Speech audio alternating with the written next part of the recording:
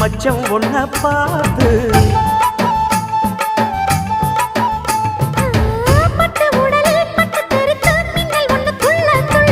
வெக்கம் துடிக்க விளக்கணைக்க ஜன்னல் கண்ணை மூடிக்கொள்ள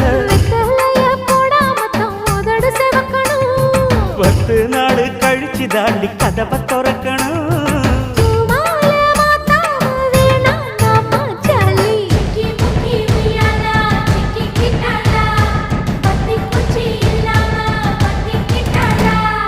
மச்சாங்கிட்ட முந்தானைய தந்து வப்பாளா